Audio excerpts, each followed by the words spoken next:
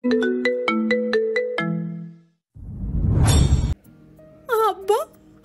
আব্বা, আহ!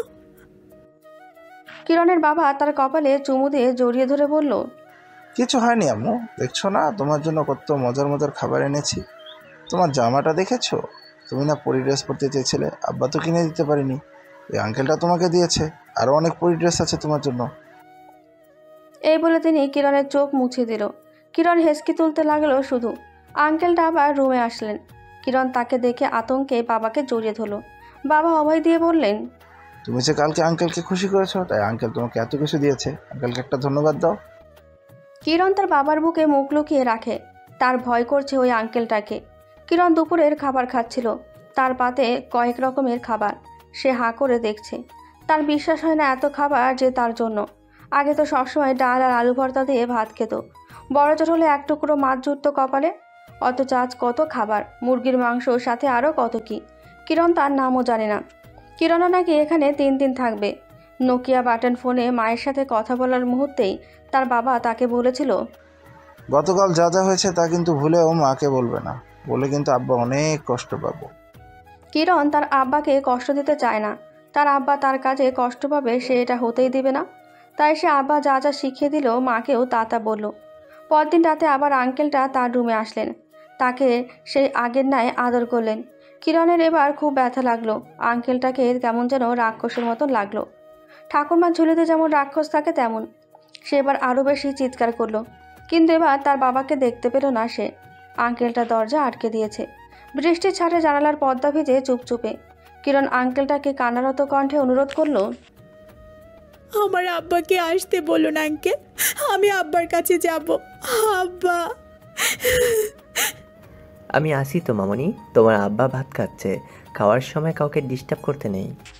কিরণ আঙ্কেলটার পা জড়িয়ে ধরে বসে পড়ল। আঙ্কেল, আব্বাকে, আব্বা। কিরণের গলা ভেঙে আসছে। বুক ধরফর করছে ভয়ে।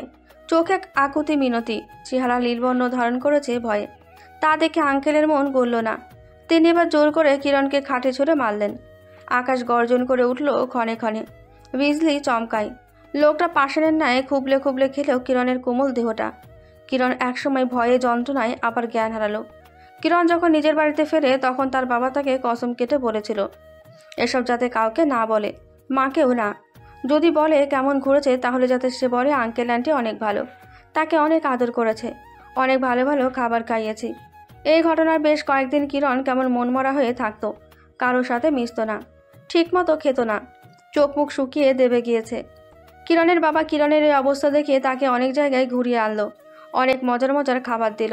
তাকে অনেক দিন বিভিন্ন জিনিসে ডুবিয়ে রেখে তার মন ভালো করলো। পাছে তিনি ধরা পড়ে যান। কিরণ আবার হাসি খুশি জীবনে ফিরে এলো। তার ক্ষুদ্র মস্তিষ্কে ওই ঘটনা এখন হানা দেয় না। প্রতিদিন তার বাবা তাকে তার পছন্দের জিনিস কিনে দেয়। আগে কিনে দিতে পারত না, কিন্তু এখন দেয়। কিরণের তখন 9 বছর। তার নাকি একটা ছোট্ট ভাই আসবে শুনেছে। কিরণের মা তার নামও ঠিক করে রেখেছে, কিয়াত। কিরণের নামের সাথে মিলিয়ে রাখবে। তা শুনে কিরণের কি খুশি। সে সারা ঘর মাতিয়ে রাখতো তার ভাই আসবে শুনে। ভাইয়ের জন্য মাটিতে হাঁড়ি পাতিল তৈরি করতো সে। এগুলোই রান্না করে ভাইকে খাওয়াবে। তখনও ছিল বর্ষাকাল। টিনের চালে ঝংকার তুলে বৃষ্টির ফোঁটা আগ্রাসীভাবে পড়ছে। কিরণ এক হাতে পুতুল জড়িয়ে বৃষ্টির আওয়াজ শুনতে শুনতে ঘুমিয়ে পড়েছে। মাঝরাতে হঠাৎ শরীরে কারো স্পর্শ অনুভূত হতেই ঘুম ভেঙে যায় কিরণের। সে দেখে তার আব্বা তাকে জড়িয়ে ধরে আছে। শশ। কিরণের বাবা কিরণের মুখ চেপে ধরে আছে। কিরণ মা, কথা বলো না। আজকে আব্বা তোমার সাথে ঘুমালে তুমি কি রাগ করবে? আজকে আব্বার ভয় করছে অনেক। কিরণের বাবা কখনোই তার সাথে ঘুমাতেন না, কিন্তু তার সুপারম্যান আব্বার ভয় লাগছে শুনে সে অনেক অবাক হলো। বাবাকে জড়িয়ে ধরে বলল, আব্বা, তোমার কেন ভয় লাগছে? এই যে কেমন বিদ্যুৎ চমকায়। তাহলে তো মায়েরও ভয় লাগছে। না, তোমার মায়ের ভয় লাগে না। তোমার মায়ের সাথে তো তোমার ভাই আছে, তাই আমি আজ আমার কিরণের সাথে থাকবো। আচ্ছা। কিরণ আবার পুতুল জড়িয়ে ধরে শুয়ে পড়ল। কিরণের বাবা কিরণকে নিজের দিকে ফিরিয়ে বললেন, আব্বু, তোমার আব্বার ভয় লাগছে অনেক, তুমি আব্বাকে আদর করে দেবে না? কিরণ স্বভাবসুলভভাবে ফারুকের কপালে চুমু দিয়ে আবার শুয়ে পড়ল। এ আদর না কিরণ, আমি তোমাকে একটু বেশি আদর করবো। সেটা কি আব্বু? তো প্রমিস করো তুমি তোমার আম্মুকে বলবে না, তাহলে তোমাকে মেলায় নিয়ে যাবো। আচ্ছা, প্রমিস। কিরণের বাবা এবার কিরণকে বাজেভাবে ছুতে লাগলো। সেই মুহূর্তে কিরণের ওই রাক্ষস আঙ্কেলের কথা মনে পড়ল। সে বাবাকে সরিয়ে দিতে দিতে বলল, আব্বা কি করছো? কিরণের আব্বা বিড়বিড় করে কি বলল কিরণ শুনল না। তার মুখ পাংশেটে হয়ে গেল ভয়ে। কিরণকে তার আব্বা জোর জবরদস্তি করতে লাগলো। কিরণের লঘু শরীরের শক্তি তার বাবার শক্তির সাথে পেরে উঠল না। সে গলা ফাটিয়ে চিৎকার করছে। গলা কাটা মুরগির মতন হাত পা নাড়িয়ে তরপাচ্ছে। তার আব্বা তার সাথে ওই রাক্ষসটার মতো করবে সেটা সে ভাবেনি। তার বাবা তার সুপারম্যান, বাবা কেন তার সাথে এমন করছে? কিরণের মায়ের ঘুম ভেঙে গেল হঠাৎ। দেখলেন পাশে তার স্বামী নেই। এটা তার দ্বিতীয় বিয়ে। কিরণের 2 মাসের সময় কিরণের বাবা মারা যায়। তারপর পরিবারের জোরাজোরিতে তিনি ফারুককে বিয়ে করেন। ফারুক একটা অফিসে দারোয়ান। কিরণের মা ফারুককে খুঁজতে ওঠেন। ভাবেন হয়তো বাথরুমে গেছে। তিনি জানালা খুলে দেখেন বাইরে ঝড় বইছে। এই ঝড়ে মানুষটা একা একা গেল কই? লাইটটাও নিল না সাথে। কিরণের মা ডাইনিং রুমে আসতেই ক্ষীণ চিৎকার তার কানে বাজে। চিৎকারটা কিরণের রুম থেকে আসছে। বৃষ্টির আওয়াজে তিনি ভালো করে শোনেন না, তাই কিরণের রুমের দিকে এগিয়ে গেলেন। যেতে তার ভিতরের হৃৎপিণ্ডটা বেরিয়ে যাওয়ার উপক্রম। তিনি বুকে হাত দিয়ে বসে পড়লেন। শ্বাস নিতে লাগলেন বড় বড়। ফারুক তার মেয়ের রুমে তার মেয়েকে ধর্ষণ করছে। কিরণের দেহটা চাপা পড়ে আছে ফারুকের শরীরের নিচে। কিরণের মা দ্রুত উঠে লাইটটা অন করে ফারুকের মুখের দিকে দিলেন। হঠাৎ আলো লাগায় ফারুক চমকে ওঠে। নিজের স্ত্রীকে দেখে থতমত খেয়ে যান তিনি। কিরণের মা মুখে হাত দিয়ে কান্না করে দেন। কিরণের বাপ, তুমি এটা কি করলে? ফারুক দ্রুত উঠে লুঙ্গি পরে নেন। ভয় না পেয়ে সোজা গিয়ে মমতাজের টুটি চেপে ধরেন। কটমট করে বললেন, খাঙ্কি মাগে, একটা কথা মুখ দিয়ে বাইরে হইব তো তোর আর তোর মাইয়া লাশ কালকে নদীতে ভাসাবো। একটা কথাও কবি না, মুখ বন্ধ রাখবি, নাইলে পেটেটাও হারাবি। এই বলে মমতাজকে ছেড়ে চলে গেলেন। মমতাজ এগিয়ে যায় তার মেয়ের পানে। কিরণ হাত পা নাড়িয়ে ছটফট করছিল, তার আর মাকে ডাকছিল। মা, ও মা, আব্বা অনেক খারাপ। কিরণের মা কিরণকে উঠিয়ে শক্ত করে জড়িয়ে ধরেন নিজের বুকে। ভেবেছিল তার কিরণটা বাবার ভালোবাসা পাবে, কিন্তু এখন তো তার প্রথম স্বামী মেয়ের নাম রেখেছিলেন কিরণ, কারণ তার মেয়ে তার জীবনে আলো এনে দিয়েছেন। কিন্তু মমতাজ কিরণের জীবনে কিরণ আনতে পারেনি। কিরণ তখন কাঁদতে কাঁদতে বলল, আব্বা ওই রাক্ষসটার মতো হয়ে গেছে মা। ওই রাক্ষসটাও আমার সাথে এমন করেছে। কিরণের মা কিরণকে সামনে বসে ভ্রুকুটি করে বললেন, রাক্ষস মানে কি হয়েছে তোর সাথে? সবটা বল। কিরণ সবটা বলে দিল। শুনে তার মা স্তব্ধ বনে গেল। তার মেয়েটার সাথে এত কিছু হয়ে গেল, অথচ তিনি মা হয়ে জানলেন না। কেমন মা তিনি? এই জন্যই ফারুকের কাছে এত টাকা ছিল। আর ফারুক কিনা বলে সে আলাদা ব্যবসায় লাভ পায়। এই তার ব্যবসা। ছোট্ট মেয়েটাকে অন্য লোকের থাবায় পাঠিয়ে টাকা উপার্জন করে। তার ছোট্ট কিরণটা কত কিছু সহ্য করলো এই ছোট্ট জীবনে। মমতাজের তখন ইচ্ছে করছিল কিরণকে গলা টিপে মেরে নিজে ফাঁসি দিতে। মেয়েটার এই কষ্ট তিনি কিভাবে সইবেন? কিন্তু যখন তার পেটের ছেলেটার কথা মনে পড়ে, তখন পাপ কাজ করা থেকে নিজেকে বিরত রাখেন। মমতাজ নিরুপায় ছিলেন। তার পরিবারে কেউ নেই। তার বাবা মা মারা গেছেন, ভাই বোন কেউ নেই। ফারুক তাড়িয়ে দিলে তিনি পেটেরটাকে নিয়ে কোথায় যাবেন? নিজেও খেটে খেতে পারেন না। তাই তিনি পরদিন সকালে ফারুককে না জানিয়ে পাশের বাসার এক মহিলাকে নিয়ে কিরণকে হোস্টেলে পাঠিয়ে দিলেন। ফারুক এসে তা জেনে অনেক মারল মমতাজকে, কিন্তু তাও মমতাজ মুখ খুললেন না কিরণের ব্যাপারে। সময় যত যেতে লাগে কিরণের ততই চুপচাপ হতে থাকে। তখন থেকে সে বোর্ডিংয়ে থাকে। তার মা মাসে 1-2বার লুকিয়ে সে দেখে যায় তাকে, সাথে আনে ছোট্ট ভাইয়াটাকে। কিরণ তার ভাই ছাড়া আর কারোর সাথে তেমন মেশে না। সময়ের পরিক্রমায় কিরণ বুঝতে পারে যে সে রেপড হয়েছে ওই লোকটা এবং তার বাবা নামক নরপশুর কাছে। বাবা না, সৎ বাবা হবে। বোঝার পর কিরণের জীবনও বদলায়। আগের হাসি খুশি কিরণ মুখ গোমরা করে রাখে এখন। হোস্টেলে নিজের মতন করে থাকে, খেলে না, মুখ গম্ভীর হয়ে থাকে, তার মনমরা করে রাখে। কেউ নর্মাল কথা বলেও সে খিটখিটে হয়ে যায়, মারামারি করে। বাবা নামটার ওপর তীব্র ঘৃণা জন্মে। শেষ কবে সে মুখ ফুটে হেসেছে বলতে পারবে না সে। সুখ নামক জিনিসটা তার জীবন থেকে হারিয়ে যায়। জীবনে ছন্দপতন হয়। কঙ্কর বিছানাও সরু রাস্তায় কিরণ হাত পা ছড়িয়ে কাঁদছে। আয়াত এসে দৌড়ে কিরণকে জাপটে ধরল, তার মাথায় বুলিয়ে কান্না থামাতে লাগলো। কিরণের মা মমতাজ সদর দরজার সামনে পাথর হয়ে দাঁড়িয়ে আছেন। তার চোখের পানি শুকিয়ে দাগ হয়ে আছে। তিনি মা হিসেবে আসলে ব্যর্থ। আওজান আর উজান দাঁড়িয়েছিল কিরণের পেছনে। আওজানের মুখে রা নেই, উজান নিষ্প্রাণ, জাওভানের চোখে জল। এটা কি কিরণের দুঃখে নাকি অন্য কারণে সেটা বোঝা গেল না। সে কয়েক মুহূর্ত কিং কর্তব্যবিমূঢ় হয়ে দাঁড়িয়ে রয়। কিরণ তাকে কেন এই ব্যাপারে জানায়নি এই একটা বছর। কিরণের কাছে কোনো ছেলে ঘেঁষতে দেয় না, তার কারণ তার কিরণ অপবিত্র হয়ে যাবে বলে। সে কিরণকে পিওর অবস্থায় চাইতো, তার কিরণ হবে তার পবিত্র সঙ্গিনী। অথচ এতটা কাল যাকে পবিত্র মনে করে সেরেছে, তার গায়ে যে আগেই পুরুষের ছোঁয়া লেগেছে, এই সত্যিটা কিরণ তার কাছ থেকে কীভাবে লুকালো? তার কিরণ তো অপবিত্র হয়ে গেছে অনেক আগেই, নষ্ট হয়ে গেছে কিরণ। যেখানে সে ভেবেছিল সে কিরণকে প্রথম ছুঁয়ে দেবে, সেখানে কিরণকে দুটো লোক আগেই ছুঁয়েছে। এই অপবিত্র নষ্টা মেয়ের পেছনে সে তার জীবনের মূল্যবান একটা বছর ওয়েস্ট করলো। এতটা গাধা কেন হলো সে? কিরণের কান্না বন্ধ হচ্ছে না। জাওহান কিরণের দিকে তাকাতেই কপালের রগ দপদপ করে জ্বলে ওঠে। এখন আর কিরণের কান্না তার মন গলাতে পারছে না। একে দেখলেই মনে হয় একটা ধোঁকাবাজ নষ্ট মেয়ে। এসে এসে আয়াতের হাত থেকে কিরণকে ছাড়িয়ে কিরণের চুল ধরে টেনে তোলে। আহজান ছুটে আসতে নাই, উজান তার হাত ধরে বাধা দেয়। আয়াতকে চোখের ইশারায় পিছু হটতে বলে।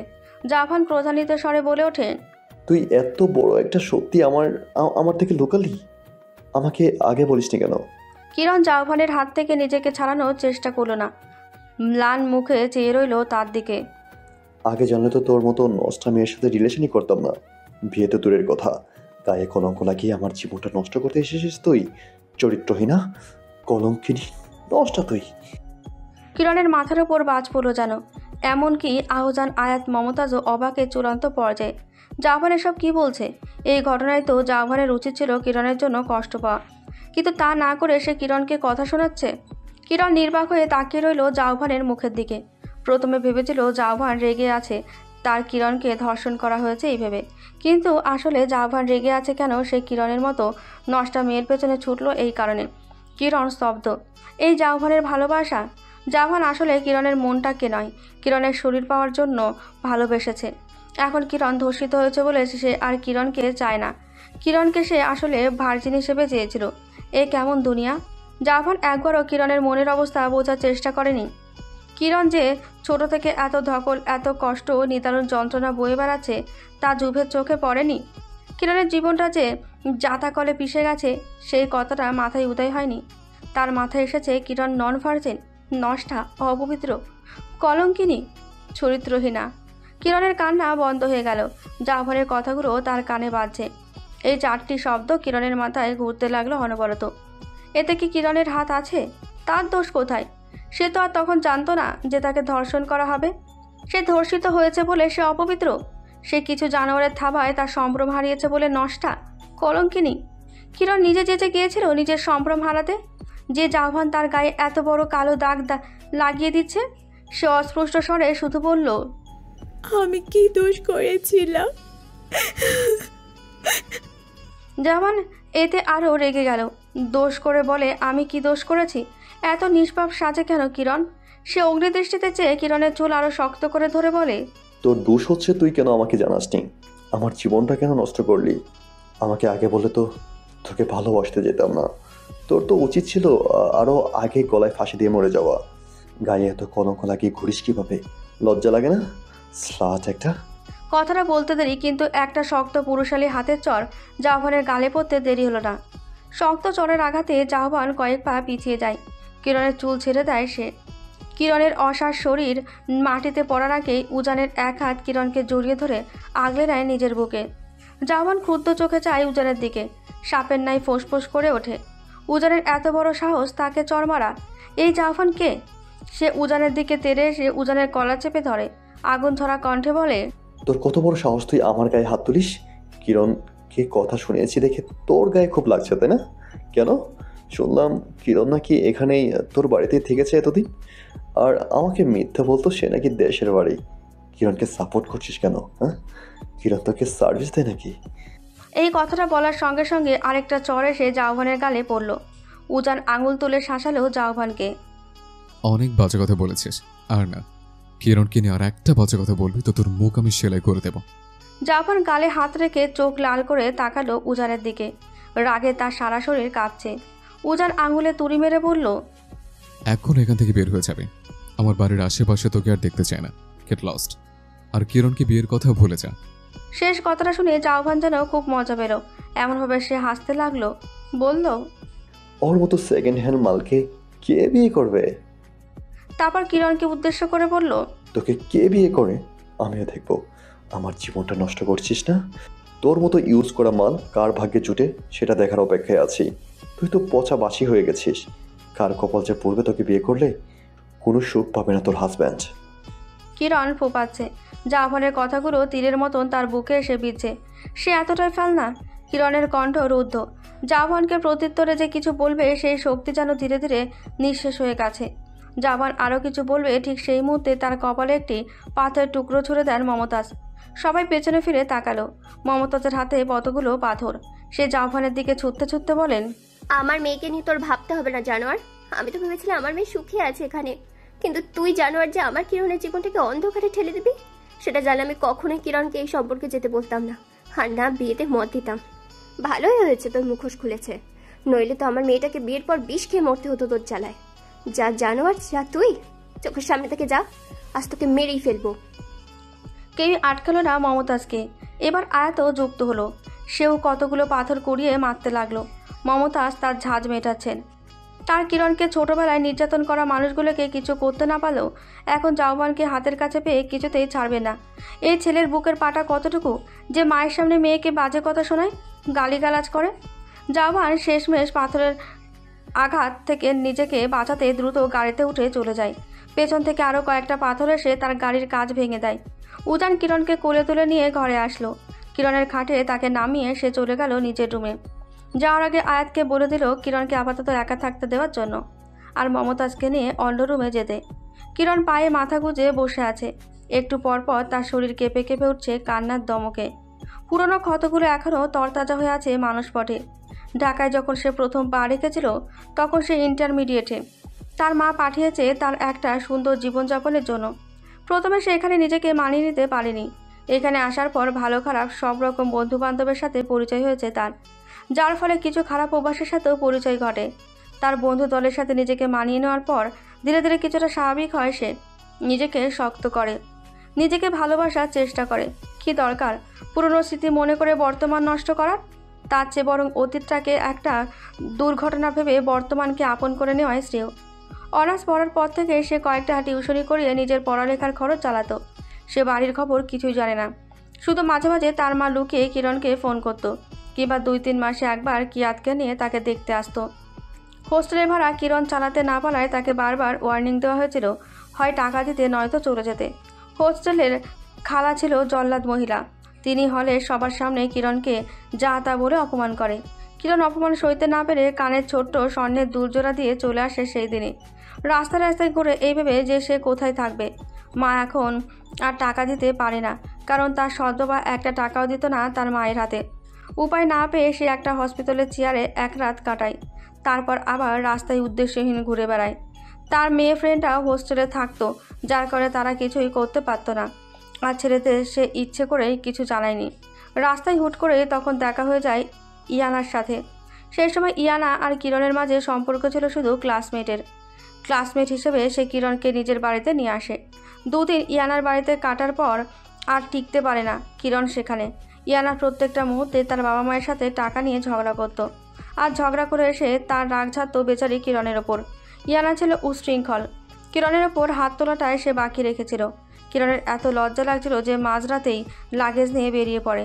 তারপর সে আয়াতের সামনে পড়ে। আয়াত কিরণের সিনিয়র। কিরণের মায়া মায়া মুখ দেখে সে তাকে নিজের বাসায় নিয়ে যায়। সেখানে মীরা আর আরেকটা মেয়ে ভাগাভাগি করে একটা ফ্ল্যাটে থাকতো। কিরণকে সেখানেই রাখে আয়াত। মীরাও ছিল কিরণের আরেক ক্লাসমেট। কিরণ চাকরির জন্য অনেক জায়গায় আবেদন করে, কিন্তু যোগ্যতা অনুযায়ী কোনো চাকরি পায় না। তবে সে অনেক কুপ্রস্তাব পেয়েছিল একা থাকার দরুন। প্রথম সে খুব ভয় পেত, কান্না করত, কিন্তু ধীরে ধীরে এগুলো গায়েস হয়ে গেছে। সে বুঝে গেছে এরকম হবেই। সে আর পাত্তা না দিয়ে নিজের চরকায় তেল দিয়ে দিতে থাকে। এদিকে তার হতাশা চাকরি না পাওয়ায় 3টে টিউশনি করতো সে। মাসে পেত মোট 13,000। কিছু মায়ের হাতে দিত আর কিছু নিজের কাছে রাখতো, কিন্তু এতে তার চলতো না। টিউশনিও পেত না তেমন। স্টুডেন্টের মায়েরা এমনভাবে জেরা করতো যেন তারা অনেক বড় পদের জন্য মানুষ খোঁজেন। একদিন দিক বিদিক শূন্য হয়ে এদিক সেদিক ঘুরে বেড়ায় সে। মাঝপথে আবারও দেখা হয় ইয়ানার সাথে। সে নাকি তার কোনো কাজিনদের এয়ারপোর্ট থেকে পিক করতে যাচ্ছে। কিরণ সেই পথেই যেত। ইয়ানা সেদিন মুড খারাপ করতে চাইছিল না বলে কিরণকে সাথে নেয়। তার কাছে কতগুলো মদের বোতল ছিল, সেগুলো কিরণের হাতে ধরিয়ে দেয় সে। সেদিন কিরণের দুইটি অদ্ভুত মানুষের সাথে দেখা হয়। তাদের মধ্যে একজন ছিল জাহ্নবীন। বৃষ্টির মাঝে জাহ্নবীনের সাথে দেখা হয়েছিল তার। এই জন্যই বর্ষাকালটাকে এত ঘৃণা করে কিরণ। এই বর্ষাকালেই তার জীবনে বড় বড় দুর্ঘটনা ঘটে। যেমন সে বর্ষাকালে জাহ্নবীন নামক দুর্ঘটনা তার জীবনে প্রবেশ করে। পরদিন সকালে ইয়ানা তাকে ফোন দিয়ে বলে জাহ্নবীন মানে গতরাতে যেই ছেলেটা কিরণকে দেখে থমকে গিয়েছিল, সে নাকি হন্যি হয়ে কিরণকে খুঁজছে। ইয়ানার কাছে কিরণের নাম্বার ছিল, কিন্তু সে দেয়নি। তার কাছে ফেয়ারওয়েলের একটা পুরনো ছবি ছিল, সেটা দিয়ে দিয়েছে জাহ্নবীনকে। ইয়ানা জাহ্নবীন সম্পর্কে আরও বলল যে জাহ্নবীন নাকি খারাপ, তার নজর এখন কিরণের ওপর। এখন কিরণকে নাকি সে বন্দি করবে। এসব শুনে কিরণ ভয় পেয়ে গিয়েছিল অনেক। তার মাথায় বারবার বাজছিল একটা কথা, তার জীবনে আরও একটা সর্বনাশ হতে চলেছে। সে ভয় পেয়েছিল এই ভেবে জাহ্নবীন নামক ছেলেটা যদি তার সদ্ব্যবহার মতোই কিছু করে বসে। তারপর সে দ্রুত লাগেজ গুছিয়ে চলে যায় ময়মনসিংহ ফুলবাড়িয়ায়, যেখানে তার নিজের বাড়ি। সে যখন পৌঁছায় তখন মধ্যরাত। বৃষ্টিতে তাদের বাড়ির রাস্তা কাদামাটিতে ভরে গিয়েছিল। ফোনে চার্জ নেই যে মাকে কল করবে। টিন শেডের সেই পুরনো বাড়িটি দেখে কিরণের আতঙ্কে গায়ে কাঁটা দিয়ে ওঠে, কিন্তু এছাড়া তো আর কোনো উপায়ও নেই। সে পা টিপে টিপে ঘরে যায়। দরজা খোলাই ছিল। কিরণের বুক ঠিপ ঠিপ করছিল ভয়ে। অন্ধকারে সে কিছুই ভালো করে দেখছিল না। বিজলি চমকানোর আলোতে পা ফেলে ফেলে এগিয়ে যাচ্ছিল। সে তার মাকে অনেক ডাকলো, কিয়াতকে ডাকলো, কেউই সাড়া দিল না। কে? কর্কশ শব্দের একজন পুরুষের কণ্ঠ শুনে কিরণের সারা শরীর ঠান্ডা হয়ে যায়। এই কণ্ঠটা সে চেনে। কিরণ বড় বড় শ্বাস নিয়ে হাত মুষ্টিবদ্ধ করে পেছনে ফেরে। আবারও বিদ্যুৎ চমকায়। দেখে বিশ্রী হাসি হেসে লোকটি তার দিকে চেয়ে আছে। আমার কিরণ মাঝে এতদিন পর আব্বার কাছে আসলি মা? লোকটি এগিয়ে আসছিল কিরণের দিকে। কিরণের হাত পা কাঁপতে থাকে। এই লোকটা এখনো তাকে মনে রেখেছে। আব্বা তোমাকে কত মিস করেছি আম্মুটা আমার। করুণ মুখ করে বলল ফারুক। মা কোথায়? কম্পিত গলায় বলল কিরণ। তোমার মা তো আর আমার সাথে থাকে না, তোমার মাও অনেক খারাপ। আমার থেকে তোমাকে আলাদা করেছে, এখন আমার ছেলেটাকেও আলাদা করেছে। কিরণ জানতো না তার মা যে এখানে নেই। তার মা ফোনে কথা বলে নিজে কী পরিস্থিতিতে আছে সেটা কখনোই কিরণকে জানতে দিত না। ফারুক নিজেই বলতে থাকেন, 1 মাস হলো তোমার মা আমাকে ছেড়ে ত্রিশাল চলে গেছে। আমার সাথে নাকি সংসার করবে না। বলো তো, বউ ছাড়া এই বৃষ্টি রাত একা থাকা যায়? ফারুক অসংলগ্ন কথা বলতে থাকেন যে কিরণের গা ঘিনঘিন করা শুরু করে। ফারুক তারপর কিরণের দিকে চেয়ে কুৎসিত হেসে বলে, তোমার মা চলে গেছে তো কি হয়েছে, আমার কিরণ আছে না, তাই না মা? তুমি আছো না বাবার সাথে? এই বলে ফারুক কিরণের হাত ধরতে যায়। কিরণ সর্বশক্তি প্রয়োগ করে ফারুকের মুখ বরাবর ঘুষি মারে। উল্টে পড়ে ফারুক। কিরণ দ্রুত লাগেজটা হাতে নিয়ে চলে যেতে নাই। অন্ধকারে এলোমেলো পা ফেলে হঠাৎ দরজার নিচে কাঠের সাথে পা লেগে উল্টে পড়ে। ফারুক কিরণের পা ধরে টান দেয়, শক্ত করে চেপে ধরে কিরণের টুটি। কিরণ ছটফট করছিল। সে হাত সারাদিনে কিছুই খায়নি তেমন। তারপর এতটা পথ ক্লান্ত থাকা দরুন সে ফারুকের সাথে পেরে ওঠে না। কেঁদে ওঠে সে। ফারুক হাঁটু দিয়ে কিরণকে চেপে ধরে। এক হাতে কিরণের গলা চেপে ধরে, আরেক হাতে কিরণের জামা টানতে থাকে। কিরণ প্রাণপণে চিৎকার করছিল, কিন্তু ভাগ্যের কি নির্মম পরিহাস, তার চিৎকার গলা অবধি আটকে ছিল। আর চিৎকার করলেও এই ঝোড়ো বৃষ্টিতে কেউ শুনতো কিনা সন্দেহ। আব্বা তোকে আজ অনেক আদর করবো কিরণ, সেই দিনের মতো। ফারুকের চোখ চকচক করছিল। ফারুক যখন কিরণের টপ ছিঁড়ে তার বুকে হাত দিতে নাই, তখনই কিছু একটা ফারুকের মাথায় জোরে আঘাত করে, যার ফলে ফারুক কিরণকে ছেড়ে মাথায় হাত দিয়ে বসে পড়ে। কিরণকে কেউ ধরে ওঠায়। সেই সময় আরেকটা বাজ পড়ে। সেই আলোতে কিরণ দেখে একটা সুদর্শন চেহারার যুবক তার চোখের সামনে, চোখে চশমা পরা। এই ছেলেটিকে সে যেন কোথায় দেখেছিল, মনে পড়ছে না ঠিক মতো। কোথায় যেন। ছেলেটি কিরণের এক হাত চেপে ধরে ওঠায়। তারপর সে ফারুকের দিকে তাকিয়ে তার বুকে খুব জোরে লাথি মারে। ছেলেটি কিরণের দিকে চায়। কেন যেন কিরণ ছেলেটি চোখের ইশারা বুঝে ফেলল। সে নিজেও দুর্বল পেয়ে ফারুকের গলায় পাড়া দিয়ে অন্ডকোষ বরাবর লাথি মারে। ব্যথায় কুঁকড়ে যায় ফারুক। ছেলেটি কিরণের লাগেজ নিয়ে কিরণের হাত ধরে বেরিয়ে যায়। বাইরে তার গাড়ি রাখা ছিল। গাড়িতে ওঠার পর কিরণের মনে পড়ে এই ছেলেটাকে সে রেস্টুরেন্টে দেখেছিল। ইয়ানা বলেছিল কি যেন নাম, জাভান না যেন কি, জাওভান। হ্যাঁ, জাওভান। এই ছেলেটাকে সে জাওভানের সাথে দেখেছিল। উনি কি জাওভানের কিছু হয়? কিরণকে আবার ভয় ঘিরে ধরলো। বুক ধরফর করতে লাগলো। এইমাত্র এক জানোয়ারের থেকে বাঁচিয়ে এখন আবার তাকে কোথায় নিয়ে যাচ্ছে? সে গাড়িতে কান্নারত গলায় চেঁচিয়ে উঠল, কোথায় নিয়ে যাচ্ছেন আমাকে? নামান, আমি নেমে যাব। ড্রাইভিং করার মাঝেই কিরণের চিৎকার শুনে ছেলেটি এমনভাবে কিরণের দিকে তাকালো, কিরণের প্রাণ পাখি উড়ে যাওয়া জোগাড়। মনে হয় ওই চোখ দিয়ে কিরণকে গিলে খাবে। কিরণ জানলই না ছেলেটি কেন তার দিকে এভাবে তাকাচ্ছে। সে ভয়ে চুপ করে থাকে। ওই চোখে চোখ রেখে কথা বলার সাহস আর হলো না। কিরণকে ঢাকায় নিয়ে আসে ছেলেটি। কিরণ জানতে পারে তার নাম উজান। কিরণকে ছেলেটি প্রথমেই একটা রেস্টুরেন্টে নিয়ে যায়। সেখানে তার কিরণের সাথে করা প্রথম ডিল হয়। কিরণকে প্রথমে উজান চেপে ধরে তার জীবনটা সংক্ষেপে বলতে। কিরণ ইতস্তত বোধ করছিল অনেক। এমন অচেনা অজানা ছেলেকে কিভাবে সে বলবে এসব? কিন্তু উজান তাকে বলেছিল সাহায্য করবে, তার মাকে আর ভাইকেও। কিরণ অবাক হয়েছিল এইভাবে উজান কিভাবে জানলো তার মা আর ভাই সম্পর্কে। তাও কিরণের কেন যেন ছেলেটির উপর ভরসা করতে মন চাইল, একদম অজান্তেই। যতই হোক, ছেলেটি তাকে আবার ধর্ষণ হওয়া থেকে বাঁচিয়েছে। তারপর তার সাথে হওয়া প্রত্যেকটা কাহিনী বর্ণনা করে উজানের নিকট।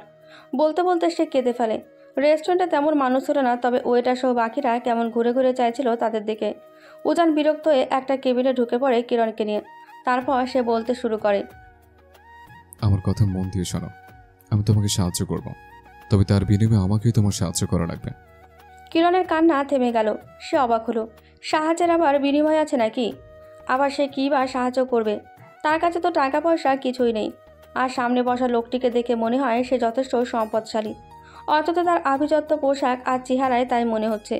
সে বিস্মিত গলায় বলল, সাহায্য? আমি কি সাহায্য করব আপনাকে?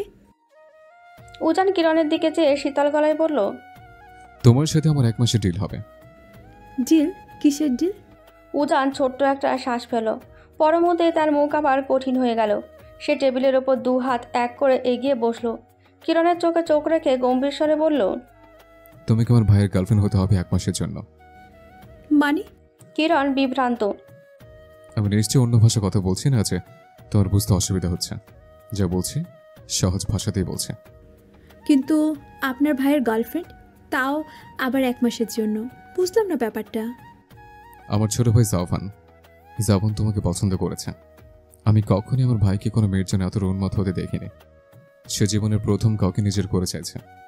সে চায় তুমি তার গার্লফ্রেন্ড হও। সে চাইলেই হবে? সব কি তার ইচ্ছে চলবে? আমি কি পুতুল নাকি রোবট যে আপনার কথা মেনে আপনার ভাইয়ের গফ হতে যাব? আমার কোনো ইচ্ছে নেই নাকি? কিরণ কিছুটা রেগে গেল। এসব কি হচ্ছে তার সাথে? উজান ধীর স্বরে থেমে থেমে বলল, আপাতত তোমার ইচ্ছা কিংবা মন বলতে কিছুই নেই। কিরণের ভেতরে ধেয়ে ওঠা রাগ ধপ করে নিভে যায়। সে আস্তে আস্তে বলে, আপনি এইভাবে বলতে পারেন না। তিতা হলেও সত্য। ব্যাপারটা তুমি অস্বীকার করতে পারবে না। তোমার বায়োডাটা আমি জানি। তুমি চাকরি খুঁজছো কিন্তু পাচ্ছ না। তোমার মা আর ভাই ত্রিশালে থাকে। কোনো রকমের টেনে টুনে সংসার চলে। তুমি টিউশনে করো 3টে, সেখান থেকে কিছু দাও মাকে, তাও চলতে পারছো না। হিমশিম খাচ্ছে জীবনের প্রতিটা পদে। আপনি কিভাবে জানলেন এত কিছু? সেটা জানা জরুরি না তোমার। তোমাকে আমি চাকরি ম্যানেজ করে দিতে পারবো। এমনকি তোমাকে ব্ল্যাঙ্ক চেক লিখে দেবো। তুমি জাস্ট অ্যামাউন্টটা বসিয়ে দেবে। ভেবে দেখো, শুধুমাত্র একটাই তো মাস। আমার ভাইয়ের আকর্ষণ বেশি দিন থাকবে না। একটা মাস শুধু তোমাকে অ্যাক্টিং করতে হবে যে তুমি জাভানকে ভালোবাসো, কেয়ার করো। Just 1 month. 1 মাসের বিনিময়ে তুমি কিন্তু একটা বেটার লাইফ পাচ্ছ। এই বলে উজান কফিতে সিপ দিল। কিরণ ভেবে দেখল আসলেই তার আর কোনো পথ নেই উজানের কথা মেনে নেওয়া ছাড়া। তার হাতে টাকা পয়সা কিচ্ছু নেই। তার উপর মা আর ভাই নাকি এখন ত্রিশাল, অর্থাৎ তার নানা বাড়িতে থাকে। তার নানা নানিরা কেউই নেই। বাড়িটা পরিত্যক্ত। সেখানে কিভাবে দিন কাটায় তার মা আর ভাইটা? কিরণ যে ব্যবসা করবে সেই পুঁজিটুকুও নেই। বাসা ভাড়া, খাওয়া দাওয়া সব মিলে কিরণের হাত টান লেগে থাকে। এখন যদি 1 মাসের বিনিময়ে তার পরিবারে একটু সুখের দেখা পায়, তাহলে সেটাই হোক। মাত্র 1 মাসই তো। তারপর টাকা পয়সা হলে না হয় ব্যবসা করা যাবে। সে তৎক্ষণাৎ হ্যাঁ বলে দেয় উজানকে। কিন্তু কিরণ ভাবতে পারেনি তার জীবনটা যে অন্যদিকে মন নেবে। উজানের ভাই জাভান তাকে বন্দি করে রাখতে চাইতো। 1 মাসের ডিল শেষ হলেও জাভান কিছুতেই কিরণকে ছাড়তে চাইতো না। যদিও জাভান এসব ডিলের ব্যাপারে অজ্ঞাত ছিল। কিরণের দম বন্ধ হয়ে আসছিল জাভানের সাথে থাকতে থাকতে। এ নিয়ে উজানের সাথে অনেকবার কথা কাটাকাটি হয়েছিল। কিন্তু উজান এমনভাবে দোষটা কিরণের ওপর চাপালো যে কিরণ আসলেই ভাবতে লাগলো যে সে আসলেই দোষী। তারপর থেকে সে উজানকে দু চোখেও সহ্য করতে পারত না। 2 ভাই তার জীবনটা অতিষ্ঠ করে তুলত। অতীতের কথা ভেবে কিরণ দীর্ঘশ্বাস ফেলে। এতক্ষণ ধরে একটু অতীতের স্মৃতিচারণ করছিল সে। কিরণ আসলে কত বোকা, তাই না? দুনিয়ার সবাই তাকে ইউজ করে। দুনিয়াতে এসেছে সে অন্যের ব্যবহারের বস্তু হতে। আর জাভান তাকে কত কথা শোনালো কিরণ নাকি চরিত্রহীনা, তাকে নাকি কেউ বিয়ে করবে না। তা মনে করে কিরণ তার ছেলের হাসি আসে। না করুক, সে তো বিয়ের জন্য পাগল হয়ে যাচ্ছে না। আচ্ছা, জাভান কী ভেবে কিরণকে এত কথা শোনালো? চিরুনি তল্লাশি চালালেও তো কিরণের দোষ খুঁজে পাওয়া যাবে না। সে ধর্ষিতা, এটাই কি তার দোষ? কিরণ হাঁটুতে মুখ গুজে আবারও কেঁদে ওঠে। সে একটু শান্তি চায়, শুধু মরে গেলে শান্তি হতো তার। ঠকঠক শব্দ হয়। কিরণ মাথা তুলে তাকায়, চোখ ফিরিয়ে নেয় দরজার দিকে। দেখে উজান দরজায় হেলান দিয়ে দাঁড়িয়ে আছে। কিরণ চোখ মুছে নেয় 2 হাতে। ঘড়িতে দেখে এখন রাত 11:30। এত তাড়াতাড়ি রাত হয়ে গেল।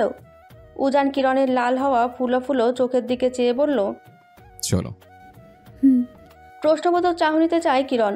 উজান কিরণের প্রশ্ন উপেক্ষা করে কিরণের খাটের কাছে আসে। কিরণের হাত ধরে খাট থেকে নামায়। কিরণ চমক লাগানো দৃষ্টিতে তাকায় উজানের দিকে। উজান কিরণের হাত ধরে নিয়ে যেতে যেতে বলল, একজন তোমাকে দেখতে চাইছে, কে? গেলেই দেখতে পাবে। কিরণ দেখে সারা বাড়ি অন্ধকার। আয়াত আর আহজান চলে গেছে? হুম, মা কোথায়? ঘুমোচ্ছে। তারপর আর কেউ কথা বলে না। কিরণ উজানকে অনুসরণ করতে থাকে। উজান এখনও তার হাত ধরে আছে। কিরণের অস্বস্তি লাগছিল, হাত ছাড়াতে চাইছিল কিন্তু পারল না। উজান তাকে নিয়ে বাড়ির পেছনের দিকে যাচ্ছে। জঙ্গলের পথ, লতাপাতা গাছের ডাল এদিক সেদিক পড়ে পথ বন্ধ করে রেখেছে। উজান খুব সাবধানে কিরণকে নিয়ে পথ পার করলো। তারপর চলে আসলো নদীর ধারে। হিমশীতল হাওয়ায় সে গা ছুঁয়ে দিল কিরণের। শীতে কুঁচকে গেল সে। উজান তা লক্ষ্য করে হাতে থাকা এক্সট্রা চাদরটা কিরণের গায়ে জড়িয়ে দিল। সে জেনেই আলাদা একটা চাদর এনেছে। কিরণ মুখ হাঁ করে ধোয়া ছাড়ছে। ছোটকালে ভাবতো তার পেটে বুঝি আগুন ধরেছিল। আবার এভাবে 2 আঙুল মুখের কাছে নিয়ে সিগারেটের ভঙ্গিতে ফু দিয়ে ধোয়া ছাড়ত। আকাশে জ্যোৎস্না, থালার মতন চাঁদ উঠেছে। নদীটায় রূপালি রঙা আলোয় ঝিলমিল করছে। আকাশ স্বচ্ছ, কতগুলো তারা এসে চাঁদকে সঙ্গ দিয়েছে। কিরণ মুগ্ধ নয়নে তাকিয়ে রইল। আকাশ দেখলে তার মন ভালো হয়ে যায়। হঠাৎ কিছু একটা মনে পড়তে সে উজানের দিকে তাকালো। দেখলো উজান তার দিকেই তাকিয়ে আছে। বিব্রত কণ্ঠে সে বলল, কার কথা বলেছিলে তখন? খেয়ে দেখতে চেয়েছিল? উজান আকাশের চাঁদটার দিকে ইশারা দেয়। কিরণ লজ্জা পাওয়ার সাথে বিস্মিত হয়। উজানের থেকে এই ধরনের আচরণ আশা করেনি। উজান কেমন যেন বদলে যাচ্ছে। কিরণ উজানের থেকে মুখ ফিরিয়ে নিয়ে গাছের গুঁড়িতে বসলো। উজানও এসে তার পাশে বসলো। গাছের গুঁড়িটা বড়ই ছিল, কিন্তু তাও কিরণের কেমন যেন লাগছিল। সে চেপে বসলো আরও। উজানের কথা মাথা থেকে ঝেড়ে নজর দিল চাঁদের দিকে। কি সুন্দর, মোহনীয়, কোমল। চারিদিকে অন্ধকারকে বিদায় করে স্বর্গ থেকে এক টুকরো আলো যেন ধরণীতে ছড়িয়ে পড়েছে। জ্যোৎস্নারা গলে গলে পড়ছে। চাঁদের জাদুকরী আলোয় কিরণের মন খারাপ নিমেষেই কর্পূরের মতন উড়ে গেল। বাতাসে নামলা জানা এক ফুলের ঘ্রাণ ভেসে বেড়াচ্ছে। সৌরভে মুখরিত চারপাশ। কিরণ বড় করে শ্বাস টেনে মিষ্টি সুবাসটা নিজের বুকের ভেতর নেওয়ার চেষ্টা করলো। এমন শান্ত, নীরব, নিস্তব্ধ পরিবেশে হঠাৎ উজানের পুরুষালী কণ্ঠ ঝঙ্কার তুলে বলে ওঠে, The moon is beautiful, isn't it? উজানের করা প্রশ্নে কিরণ চাঁদের দিকে তাকিয়ে মন্ত্রমুগ্ধের ন্যায় বলে ওঠে, আসলে ইচ্ছে করে উড়ে চাঁদের দেশে চলে যেতে। ইস, যদি চাঁদের মতো জীবনটাও স্নিগ্ধ হতো। সকাল 7টা। সূর্যের দেখা মেলেনি এখনো। পরিবেশ ঢেকে আছে আবছা কুয়াশার চাদর গায়ে দিয়ে। 7-8 ফুট দূরে থাকা জিনিসগুলো অস্পষ্ট। আজ শীত একটু বেশিই পড়েছে। উজান হাত দিয়ে চুলগুলো পেছনের দিকে ব্রাশ করলো। চশমাটা পরে নিল। বারান্দার রেলিংয়ের উপর 2 হাত ভর দিয়ে দাঁড়িয়ে শীতল আবহাওয়া উপভোগ করছে সে। তবে কিছুই দেখা যাচ্ছে না। বাগানটাও অস্পষ্ট। 7টা বাজলো মনে হয় এখন ভোর 4টে। সে আর জগিংয়ে যায়নি। শীতের তীব্রতা বেড়েই চলেছে। আজ বোধহয় সারাদিনে কুয়াশা কাটবে না। উজান বারান্দা স্লাইডিং ডোর সবগুলো খুলে দিল। হুড়মুড় করে হিম শীতল বাতাসে কানায় কানায় পূর্ণ হয়ে গেল তার রুমটা। তারপর রুমে এসে রকিং চেয়ারে বসে। রুমে মৃদু সোনালি আলো জ্বালিয়ে দিয়েছে সে। তার চোখের সামনে 4 ফুটের একটা ক্যানভাস ঝোলানো। এটা সে মাত্রই আলমিরা থেকে বের করে টানিয়েছে। উজান ঘোর লাগানো চোখে একধারে তাকিয়েছিল ছবিটার দিকে। চশমা খুলে রেখেছে। সে এই ছবিটা কৃত্রিম উপায়ে নয়, নিজের চক্ষুদয় দ্বারা দেখতে চায়। উজান রকিং চেয়ার থেকে উঠে ধীর পায়ে এগিয়ে যায় ছবিটার দিকে। ছবিটায় চমৎকার দেখতে একজন রমণী কতগুলো ফুল হাতে বসেছিল। তার ঢেউ খেলানো চুল পিঠময় ছড়িয়ে সাদা ড্রেস স্বর্গীয় অপ্সরীর ন্যায় লাগছিল রমণীটিকে। উজান ডান হাতের তর্জনী দিয়ে মেয়েটির গাল ছুলো, ঠোঁট স্পর্শ করলো। তৃষ্ণার্ত চাহনি মেরে তাকিয়ে থাকে সে। তখন উজানের নাকে এসে লাগলো বেলি ফুলের মিষ্টি সুবাস। চোখ বন্ধ করে প্রাণ ভরে নিঃশ্বাস নিল সে। মোহাচ্ছন্ন হয়ে পড়ে। যতবারই এই ছবিটা তার কাছাকাছি থাকে ততবারই তার মনে হয় সে বেলি ফুলের বাগানে এসে গেছে। এটা কি অলৌকিক কিছু? হয়তো। উজানের কাছে মনে হয় এটা আসলেই অলৌকিক। এই রমণীর আরও অনেকগুলো ছবি এঁকেছে সে। সেগুলোর সামনে গেলেও বিভিন্ন ধরনের ফুলের ঘ্রাণে ছেয়ে যায় তার আশপাশ, কখনো লিলি, কখনো গোলাপ। উজান ভেবে রাখলো সে সবগুলো ছবি এখন রুমে টানাবে, ঘুম থেকে উঠলেই যাতে চোখে পড়ে। পুরো রুমটা ভরে যাবে বিভিন্ন ফুলের ঘ্রাণে। কখনো খুলবে না এগুলো, আর কত লুকিয়ে রাখবে। আর না, যে যা ভাবুক।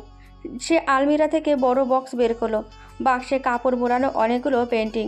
উজান পেন্টিংগুলো হাতে নিয়ে ছুঁয়ে দেখছে। এই ছবিটার সামনে আসলে গোলাপের ঘ্রাণ আসে, তখন ঠকঠক আওয়াজে কড়া নেড়ে ওঠে। উজানের ঘোর কাটে। সে পেন্টিংগুলো হাত থেকে নামিয়ে টেবিলে রেখে দিল। ছোট্ট একটা শ্বাস ফেলে এগিয়ে গেল দরজার দিকে। অল্প করে ফাঁক হলো দরজাটা, দেখলো বাহিরে মমতাজ দাঁড়িয়ে। এবার সে পুরো দরজা মেরে দিল। কিছু বলবেন আন্টি? মমতাজ কিছু বলবে তার আগে তার চোখ গেল দেওয়ালে থাকা বড় একটি নিখুঁত চিত্রকর্মের দিকে, যেখানে একগুচ্ছ ফুল হাতে বসেছিল হুড়পড়ির ন্যায় রূপবতী কন্যা কিরণ। তা দেখে মৃদু হাসি খেলে গেল মমতাজের ঠোঁটের কোণায়। তিনি যা ভেবেছিলেন তাই ঠিক। কিরণ, এই কিরণ। মমতাজ কিরণকে জাগাচ্ছেন। কিরণ মরার মতন ঘুমাচ্ছে। গত রাতে উজানের সাথে নদীর ধার থেকে এসেছিল 1:30 কি 2টোই, তাই সেই সময় কার ঘুম এখন উসুল করে নিচ্ছে। কিন্তু মায়ের জ্বালায় সেটা ঠিক মতো হচ্ছে না। কিরণ অনেক বিরক্ত হয়, কম্বল দিয়ে মাথা ঢেকে হুম হুম করে। মমতাজ শেষে না পেরে এক ঝটকায় কম্বল সরিয়ে দেয়। তারপর কিরণের বাহু ধরে ঝাঁকাতে থাকেন। কিরণ উঠে বসে, ঘুম ঘুম চোখে বিরক্তি। এখন মাত্র 7:30 বাজে। এই শীতে এই সময়টা এখন ভোর। এই টাইমে কেউ ঘুম থেকে ওঠে? বিরক্তিকর শব্দ তুলে বলে, কি হয়েছে তোমার? এমন করো কেন? আমার একটা কথা রাখতে হবে। চোখ ডলে হাই তোলে কিরণ। কোনটা না রাখছি বলো। কসম দে। উফ, বলো তো। এমন করে বলো যেন কোনোদিন তোমার কথা রাখি নাই। বলছি না রাখবো। তোকে বিয়ে করতে হবে। কিরণের ঘুম ছুটে যায়। ঘুমে ফুলে থাকা চোখ মুহূর্তেই বড় বড় হয়ে যায়। মাথা খারাপ নাকি তোমার? সকাল সকাল বিয়ের ভূত তোমার মাথায় চাপলো? সরে তো ঘুমাবো। কিরণ এই বলে কম্বল দিল মুখ ঢাকার জন্য। মমতাজ তা হাত ধুতে দিলেন না, ছো মেরে কম্বলটা ফেলে দিলেন। মা। বিরক্তির মাত্রা ছাড়িয়ে যাচ্ছে তার। তুই বিয়ে করবি কিনা বল। না। আমাকে কসম দিয়েছিস কিন্তু। কিরণ দুহাতে চুল খামচিতে ধরল। রাগ নিয়ন্ত্রণ করার চেষ্টা করছে সে। মমতাজ কিরণের দু হাত নিজের হাতে রেখে বললেন, উজানকে বিয়ে করবি তুই। কিরণের মাথায় আকাশ ভেঙে পড়ল। সে কি ঠিক শুনছে? উজানের মতন ভদ্র মানুষ দেখে হয়তো তিনি কিরণের যোগ্য মনে করেছেন, কিন্তু উজান তো কখনোই তাকে বিয়ে করবে না। আর না কিরণ। সে হাত ছাড়িয়ে নিল মায়ের থেকে। তারপর হেসে বলল, তুমি পাগল হয়ে গেছো মা, পুরো পাগল। এই বলে সে উঠে হাই তুলে বাথরুমের দিকে এগোতে লাগলো। মমতাজ সে হাত চেপে ধরলেন কিরণের। হ্যাঁ, আমি পাগল হয়ে গেছি। এখনই পাগল মায়ের কথা তো শুনতে হবে। তুই উজানকে বিয়ে করবি। কিরণ হাত ছাড়াতে ছাড়াতে বলে, মানুষ আর খুঁজে পেলে না? বিয়ে করতে হবে, তাও কিনা ওই উজানকে? তার চেয়ে ভালো সারা জীবন আইবুড়ো থাকবো। কিরণ। মমতাজের কণ্ঠ সিরিয়াস।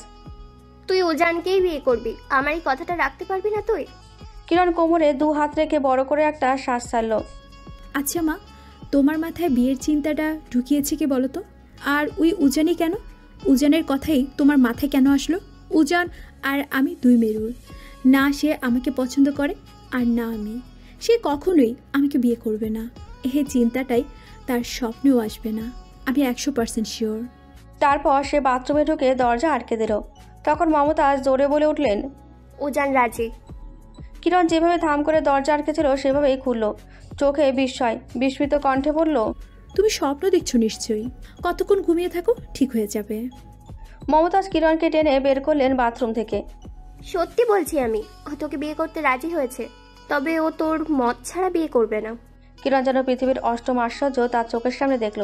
তার বিশ্বাস হচ্ছে না। সে থমকানো গলায় বলল, এই কথা উজান কখনো বলবে না, জীবনও না। তারপর পা ফেলে ফেলে ঘর থেকে বেরিয়ে গেল। উদ্দেশ্য উজানের সাথে কথা বলা। তার বুক ধরফর করছে।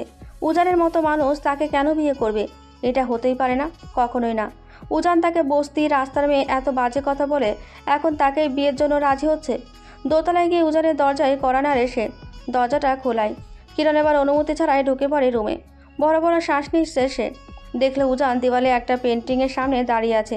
পেন্টিংটার নিচে লেখা মি আমোর। উজান রুমের মাঝখানে দাঁড়িয়েছিল। দরজা খোলার শব্দে সে পেছনে ফিরে তাকায়। দেখে কিরণ অপ্রকৃতস্থের ন্যায় তার রুমে ঢুকেছে। সে সেদিকে ফিরে পকেটে হাত পুরে দাঁড়ালো। কিরণ উজানের সামনে এসে দাঁড়ালো, হাঁপাতে হাঁপাতে বলল, এসব কি শুনছি? তুমি কি শুনছো আমি কিভাবে জানবো? এই বলে সে কপিতে চুমুক দেয়। দৃষ্টি তার সদ্য ঘুম থেকে ওঠা কিরণের ফোলা চেহারায়। একদম ঢং করবে না আমার সামনে। চটে যায় কিরণ। তুমি নাকি আমাকে বিয়ে করবে বলেছ? এই মিথ্যে কথা কার থেকে শুনেছ? উজান ভ্রুকুঁচতে প্রশ্ন করলো। কিরণ বুকে হাত দিয়ে শান্তির শ্বাস ছাড়ল। তার মাই সবসময় আবোল তাবোল স্বপ্ন দেখে, কিন্তু কিরণের শান্তির শ্বাস আটকে গেল মাঝপথে যখন উজান বলল, বলেছি আমি বিয়ের জন্য রাজি। বিয়ে করবো তখন যখন তুমি হ্যাঁ বলবে। কিরণ দম আটকে আসা চেহারায় তাকিয়ে থেকে উজানের দিকে কম্পিত কণ্ঠে বলে, কি যা তা বলছো তুমি? উজান জবাব না দিয়ে বারান্দায় চলে গেল। কিরণ তার পিছু পিছু গেল। উত্তেজিত গলায় বলল, কি বললে তুমি এসব? তুমি আমাকে বিয়ে করবে? উজানকে জবাব দিতে না দেখে দিশেহারা হয়ে গেল কিরণ। এটা কিভাবে সম্ভব? উজান কেন তাকে বিয়ে করবে? উত্তর দাও না কেন? কিরণ, একটা কথা তোমাকে এতবার বলা লাগে কেন? কান পরিষ্কার করে এসে কথা বলো। কিরণ এক হাতে চুলে রেখে মাথা ঠান্ডা করতে লাগলো। সে কয়েকটা গভীর শ্বাস ফেলে নিজেকে শান্ত করলো। জিভ দিয়ে ঠোঁট ভিজিয়ে বলল, মা তোমাকে প্রস্তাবটি দিয়েছে। আমার মা না আসলে তোমাকে ভেবেছিল আমার যোগ্য, তাই হুট করে বলে ফেলেছে। তুমি নিশ্চয়ই মাকে মজা করে হ্যাঁ বলেছ, তাই না? এই ধরনের বিষয় আমি মজা করি না। আর আমায় কি সত্যিই তোমার যোগ্য মনে হয় না কিরণ? কেন কেন আমাকে বিয়ে করার জন্য রাজি হয়েছ? রাজি না হওয়ায় কারণ আছে? না থাকার কথা না। তোমার কাছে আমি রাস্তার মেয়ে, বস্তির মেয়ে, থার্ড ক্লাস, লোভী, আরও কত কি। সেই মেয়েকে কেন বিয়ের জন্য রাজি হলে? উজান নিরুক্ত চোখে তাকায়। আমি তোমাকে সরি বলেছি। বেশ, কিন্তু আমাকেই কেন? এমন তো না যে আমাদের মাঝে কোনো রকমের প্রণয় সৃষ্টি হয়েছে, কিংবা তোমার মনে বা আমার মনে একে অপরের প্রতি ফিলিংস আসার জন্য এমন কোনো কাজ আমরা কেউই করিনি। তাহলে কিসের জন্য রাজি হওয়া? উজান রুমের ভেতরের সেই পেন্টিংয়ের দিকে দৃষ্টি স্থাপন করলো। কিরণ উজানকে অন্যদিকে তাকাতে দেখে বলল, আমার দিকে তাকিয়ে কথা বলো উজান। উজান তাকালো। কিরণের চোখ বরাবর। কিরণের রাগ হঠাৎ করে নিভে গেল ওই চোখে তাকিয়ে। উজানকে শাসানোর জন্য কোনো শব্দ তার মুখে আসলো না। উল্টো তার মনে হলো উজানকে তার চোখের দিকে তাকাতে বলে ভুল করেছে। ওই ধারালো দৃষ্টির সামনে সমস্ত রাগ নিমেষেই পানি হয়ে গেল। কিরণ হাঁসফাঁস করতে লাগলো ভেতর ভেতর। তার একটু পানি খাওয়া জরুরি। আমার মনে যে ফিলিংস নেই সেই খবর তুমি কিভাবে জানো? উজান গভীর চোখে তাকালো। উজানের কথাটার মানে বুঝতে অনেকক্ষণ লাগলো কিরণের। তারপর হতবুদ্ধি হয়ে বলল, তার মানে আমার জন্য তোমার মনে ফিলিংস আছে? টিউবলাইট কিরণ। উজান ঠোঁট টিপে বলল, একদম অপমান করবে না আমায়। কিরণ মাথা চেপে ধরল। উজানের প্রতিটি কথা তার অবিশ্বাস্য ঠেকছে। এই দৃষ্টিতে তাকিয়ে নিজেকে ধাতস্থ করলো সে। বলল, তুমি তো জানো আমার অতীতে কি হয়েছিল, নাকি সেই দয়া থেকে রাজি হওয়া? আমি কাউকে দয়া দেখাই না কিরণ। শান্ত স্বরে বলল সে। তোমার ভাই কালকে যা বলেছে তা তো একদম ঠিক বলেছে। আমাকে যে বিয়ে করবে তার কপাল পুড়বে। আমি তো নষ্ট। কিরণ, উজান আচমকা ধমকে উঠল। সেই ধমকে কিরণ হালকা কেঁপে উঠল। উজানের চোখের দৃষ্টি এমন যেন সে খুব খারাপ একটা কথা বলেছে। উজানের চোখ রাঙা। সেই চোখে চোখ রাখতে পারল না সে। চোখ ফিরিয়ে নিল কিরণ। এসব বাজে কথা তোমার মুখে যেন দ্বিতীয়বার না শুনে। উজান কঠিন গলায় বলল। তারপর কফি মগটা বারান্দায় টেবিলে রেখে কিরণের নিকট এক পা এগিয়ে আসলো। কিরণের এক হাত দূরত্বে। ভারী সোয়েটার থাকা সত্ত্বেও কিরণের শরীর হিম হয়ে যাচ্ছে। শীতল স্রোত বয়ে যাচ্ছে রন্ধ্রে রন্ধ্রে। উজান কিরণের মুখের নিকট ঝুঁকল। রেলিং শক্ত করে চেপে ধরল কিরণ। দাঁত ঠকঠক করে কাঁপছে তার। সে চোখ খুব কষ্টে কুয়াশায় ঢাকা অস্পষ্ট বস্তুর দিকে তাক করে রাখল। উজান কিরণের কানের কাছে এসে ফিসফিস করে বলল, ভালোবাসার শব্দটা 4 অক্ষরের হলেও এর অর্থ সমুদ্রের ন্যায় গভীর। এই গভীর অর্থ প্রকাশের ধরন কিন্তু সবার এক না কিরণ। তাই জাফান আর আমাকে এক কাতারে ফেলবে না। আমি আমি উজানের উষ্ণ নিঃশ্বাস কিরণের কানে পড়ছে। তার বুকের ভেতরটা ঠিপ ঠিপ করছে। কিরণ এক পা পেঁচালো। কয়েকবার ঢোক গিলে শুকনো খটখটে গলাটা ভেজানোর চেষ্টা করলো। উজান তার আগের জায়গায় ফিরে গেল। কফি ঠান্ডা হয়ে গেছে। কফির মগটা হাতে নিয়ে অবশিষ্ট কফিটুকু মগে ঘোরাতে ঘোরাতে বলল, আমাকে বিয়ে করবে কিরণ? কিরণ চমকায়। উজান নিজের মুখে বলেছে তাকে প্রস্তাব দিয়েছে বিয়ের। উজানের প্রশ্নটা কিরণের মনে তোলপাড় সৃষ্টি করে দিল। সে কখনো উজানের চোখে তার জন্য আলাদা কিছু দেখেনি। তার মনেও তো কিছু নেই। তাহলে সে কিভাবে উজানকে বিয়ে করবে? তুমি তো বলেছিলে আমার মত ছাড়া বিয়ে করবে না, তাই না? উজান মগ ঘোরানো থামিয়ে কিরণের দিকে তাকায়। কিরণ সেই চোখে চোখ রেখে বলে, আমি যদি তোমাকে বিয়ে করতে না চাই? কারণ দেখাও। কিরণ বিভ্রান্ত হলো। সে কি কারণ দেখাবে এখন? উজানকে বিয়ে না করার কারণ তো নেই, তাও সে জোর করে একটা কারণ দেখালো। কারণ আমার মন সায় দিচ্ছে না। আমি তোমাকে কখনই মনের বিরুদ্ধে যেতে বলবো না কিরণ, তুমি ভাবো। তাও যদি তোমার মন না চায় তাহলে ব্যাপারটা এখানে ক্লোজ। সেই মুহূর্তে কিরণ এক প্রকার পালিয়ে চলে গেল উজানের রুম থেকে, যেন সে কিছু চুরি করেছে।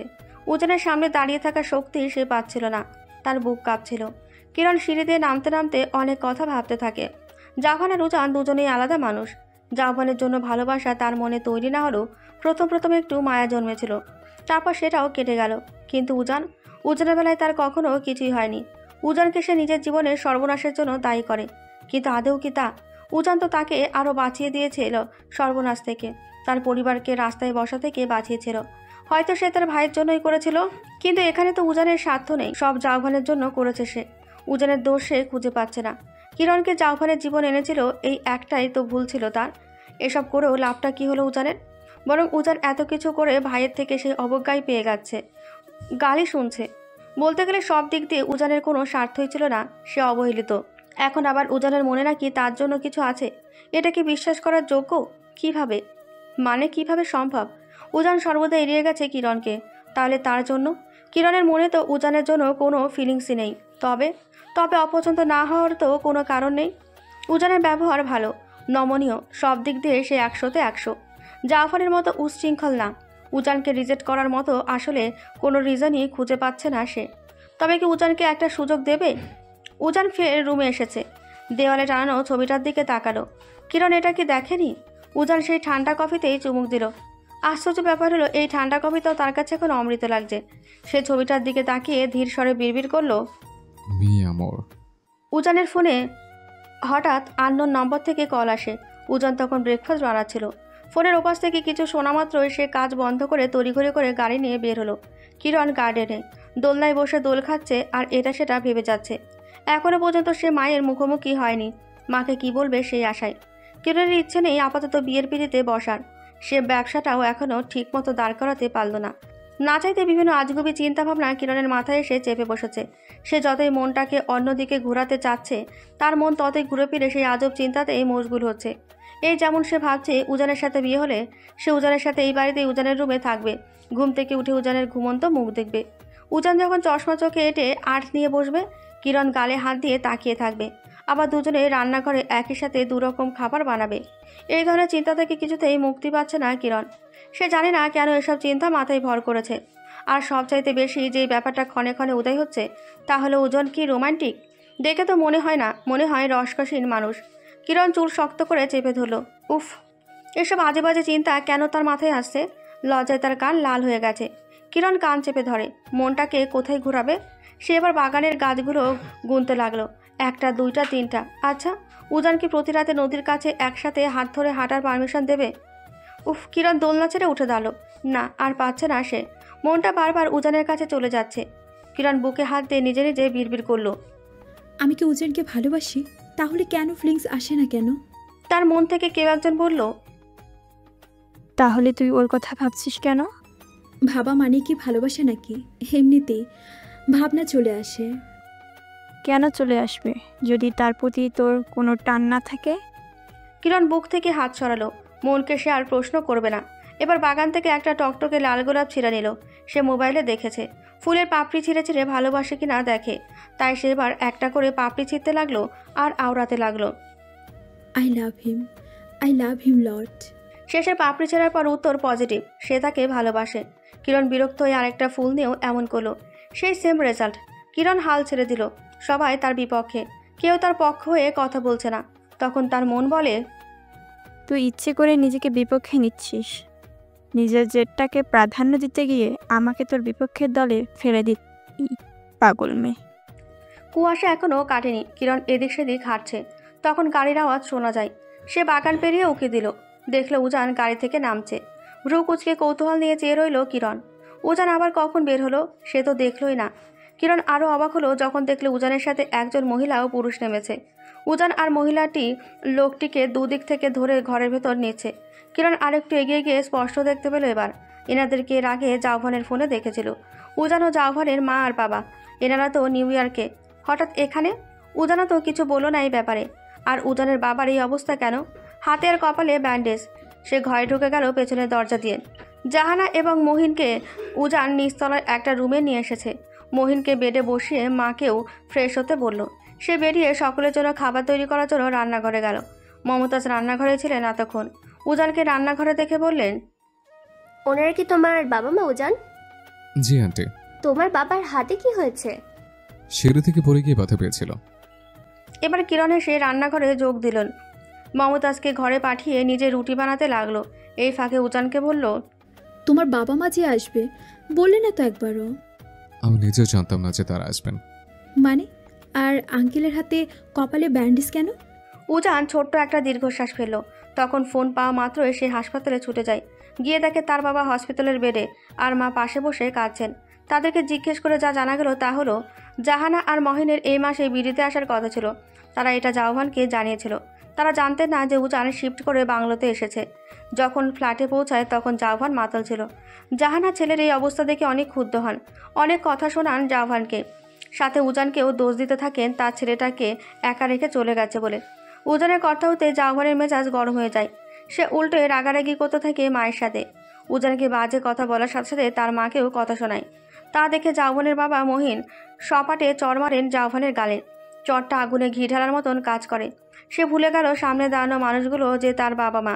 জাওভান তার বাবা মাকে ধাক্কা মারল সজোরে। তার বাবা উল্টে পড়ে কপাল ফাটলেন। জাহানা চিৎকার করে উঠলেন। জাওভান তার বাবার কলার ধরে টেনে এনে দরজায় বাইরে ফেলল। তাল সামলাতে না পেরে মহিন সিঁড়িতে আছড়ে পড়েন। মাত্র 3টে সিঁড়ি ছিল, সে 3টে থেকে গড়িয়ে নিচে পড়লেন। তারপর সে তার মাকে বের করে দিয়ে দরজা আটকে দিল। তার মা কাঁদতে কাঁদতে ড্রাইভারের সাহায্যে নিকটস্থ হসপিটালে নিয়ে আসেন। সব কিছু শুনে কিরণ স্তব্ধ বলে গেল। জাফান এতটা নিষ্ঠুর, নিজের বাবা মাকেও ছাড়েনি। ছি, ধিক্কার এমন সন্তানকে। উজান একটা ট্রেতে রুটি, ডিম আর ফ্রেশ জুস নিল। বাবার জন্য ডিম সিদ্ধ করলো আলাদা করে। জাহানা স্বামীর পাশে বসে আছেন আর নিজের ভাগ্যকে দোষ দিচ্ছেন। কেমন ছেলেকে পেটে ধরলেন তিনি, যে কিনা নিজের বাবা মাকে আহত করে। উজান নক করে ভেতরে ঢুকলো। টি টেবিলে মায়ের খাবার রেখে বাবাকে ধরে বসালো। নিজ হাতে বাবাকে খাইয়ে দিতে লাগলো সে। তা দেখে কান্না উপচে পড়লো জাহানার। এই একটা ছেলে যে তাদের যত্ন করে, যেখানে নিজের পেটে ধরা ছেলেটা দূর দূর করে তাড়িয়ে দেয়। জাহানা আড়ালে দীর্ঘশ্বাস ফেলে তাকিয়ে থাকেন উজানের দিকে। তার বোন মারা যাওয়ার পর উজানকে নিজের ছেলের মতন করে বড় করেছিলেন। জাওয়ান আসার পর উজানের আদরে কিছুটা হলেও ভাটা পড়েছে। এমন না যে তিনি উজানকে কম আদর করতেন, দুজনকে সমান আদর করতেন। তাও কোনো না কোনোভাবেই তার নিজের ছেলের প্রতি টানটা বেশি থাকতো। তিনি সবসময় উজানের সাফল্য থেকে জাওয়ানের সাফল্যে বেশি খুশি হতেন। বড় হওয়ার পর জাওয়ান ভাইয়ের জন্য যখন পাগল প্রায় হয়ে গেল, তখন তার উজানকে বিরক্ত লাগা শুরু করেছিল। উজান সব দিক দিয়েই এগিয়েছিল জাওয়ানের থেকে, তাই অনিচ্ছা সত্ত্বেও তিনি জাওয়ানকে পাঠিয়ে দিলেন উজানের কাছে। জাওয়ানের ব্যবহারের চেয়ে উজানের ব্যবহার ছিল মন করা আর আকর্ষণীয়। জাহানা ভেবেছিলেন তার উশৃঙ্খল ছেলেটা উজানের সংস্পর্শে সে কিছুটা হলেও বদলেও ছিল। তারপর কোনো একটা মেয়ে আসলো জাওয়ানের জীবনে। তখন থেকে জাওয়ান আগের চেয়েও বেশি উশৃঙ্খল হয়ে পড়েছিল। মুখে প্রকাশ না করলেও জাহানা মনে মনে এসবের জন্য উজানকে দোষ দিয়েছিলেন। কিন্তু উজানের জন্য তার ভালোবাসারও কমতে ছিল না। জাওয়ানকে যা দিতেন উজানকে আরও বেশি করে দিতেন। উজানের মায়া মায়া চেহারার দিকে তাকালে জাহানা উজানকে কাছে টেনে নিতেন। আর যখন জাওয়ানের বিশৃঙ্খল পরায়ণ জীবনে অতিষ্ঠ হয়ে যেতেন, তখন আবার উজানের প্রতি বিতৃষ্ণা জন্মাতো। অথচ এই ছেলেটাই আজ তার পাশে এসে দাঁড়িয়েছে, বুড়ো বাবা মাকে আগলে রেখেছে। জাওয়ান কখনো নিজ থেকে ফোন দিয়ে তাদের খোঁজ খবর রেখেছে কিনা তার মনে নেই। তাদেরকেই জাওয়ানকে কল করতে হতো। অন্যদিকে উজান প্রায়শই কল করে তাদের খোঁজ খবর নিতেন। উজান তার বোনের ছেলেটা আজ তাদের নিজের ছেলের থেকেও বেশি আপন হয়ে উঠল। জাহানার এখন আফসোস হচ্ছে। শুধু শুধু উজানকে মনে মনে তিনি খারাপ ভাবতেন। সেই খারাপ ছেলেটা আজ মহিনকে হাতে তুলে খাইয়ে দিচ্ছে। মা, তুমি খাচ্ছ না কেন? জাহানাকে মন মরা করতে দেখে উজান বলল। জাহানার ধ্যান ফেরে। তিনি চোখের পানি মুছে খাবারে মনোযোগ দেন। খাবার খেতে খেতে তিনি স্বগোক্তি করেন, জুব এতটা বেয়াদব হবে ভাবতে পারিনি। ও কিভাবে নিজের বাবার গায়ে হাত তুলল? বলতে গিয়ে তিনি কেঁদে ফেললেন। উজান এসে তার মায়ের কাঁধে জড়িয়ে ধরল। জাহানা ছেলেকে ধরে ঝরঝর করে কেঁদে দিলেন। কিরণ রুমের সামনে দাঁড়িয়ে আছে। এই সময় ভেতরে গিয়ে সাক্ষাৎ করবে কিনা ভাবছে। এখন তাদের মাঝে ঢুকতে ইচ্ছে হলো না, তাই প্রস্থানের জন্য পা বাড়ালো। তখন মহিন কিরণকে দেখে ডেকে উঠলেন, কে তুমি? উজান তার মাকে ছেড়ে দরজার দিকে তাকায়। দেখে কিরণের জামার একাংশ দেখা যাচ্ছে। সে কিরণকে বলে, কিরণ, ভেতর আসো। কিরণ ধীর পায়ে ভেতরে আসে, সালাম দেয় তাদের। জাহানার মনে হলো এই মেয়েটাকে দেখেছেন কোথাও। তার মনে পড়েছে জাফান তাদেরকে দেখিয়েছিল এই মেয়েটাকে। সে নাকি কে ভালোবাসে। এই মেয়েটার জন্য তো জাফান তাদের সাথে খারাপ ব্যবহার করেছিল। উজান তার মায়ের চোখের ভাষা পড়ে ফেললো চকিতেই। মা যাতে কিরণ সম্পর্কে কোনো নেগেটিভ ধারণা না রাখে তাই সে বলল, মা, ও কিরণ যৌবনের এক্স। এখন যৌবন তোমাদের সাথে যে ব্যবহার করেছে, কিরণের সাথেও তার চেয়ে দ্বিগুণ বাজে ব্যবহার করেছিল। কথাটা অবিশ্বাস করলে না মহিম ও জাহানা। যেখানে যুব বাবা মায়ের সাথে দুর্ব্যবহার করতে পারে সেখানে কিরণ তো বাইরের মেয়ে। জাহানা দীর্ঘশ্বাস ত্যাগ করলেন। এখন আর তার কিরণের প্রতি কোনো ক্ষোভ নেই। শুধু শুধু ক্ষোভ পুষে লাভ কি? মহিন বলল, ও এখানে কেন? কয়েকদিন আগেও অ্যাক্সিডেন্ট করেছে, আপাতত কোথাও উঠতে পারছে না, তাই এখানে নিয়ে এসছে। উজান চোখের ইশারায় কিরণকে তার মায়ের পাশে বসতে বলল। কিরণও ভদ্রমের মতন বসলো। উজান জাহানার হাত ধরে বলল, মা, যা হয়েছে ভুলে যাও। এখন যৌবনের মাথা আপাতত ঠিক নেই। যখন নিজে ভুল বুঝবে তখন ঠিকই এসে ক্ষমা চেয়ে নেবে। জাহানার মনে হয় না জাহান এমনটা করবে। জাহান এমন ছেলেই না। আমি ওকে কখনো ক্ষমা করব না। এভাবে বলো না মা, ও তোমার ছেলে, সন্তানরা ভুল করবেই।